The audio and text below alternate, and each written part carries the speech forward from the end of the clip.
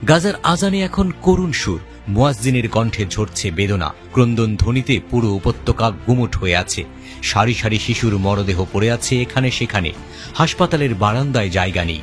ধ্বংসস্তূপ আর মরদেহ সামলে দাঁড়ানোর ফুঁসরত পাচ্ছে না গাজাবাসী, তার মধ্যেই পড়ছে একের পর এক বোমা। ইসরায়েলের নির্বিচার এই হামলায় মদদ দিচ্ছে যুক্তরাষ্ট্র। ওয়াশিংটনের পাঠানো বোমায় গাজায় ঝরছে আগুনের ফুলকি। এত শিশুর নিথর দেহ দেখেও ডোনাল্ড ট্রাম্প প্রশাসনের মন গলছে না, এতটুকু মায়াও হচ্ছে না তারা ইসরায়েলকে সমর্থন দিয়ে যাচ্ছে।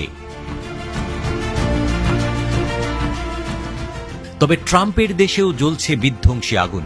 দাবানলে জ্বলে পুড়ে খাক হয়ে গেছে ফ্লোরিডার হাজার হাজার একর জমি। ফ্লোরিডার মায়ামি ডেড এলাকায় ঘটনাটি ঘটেছে।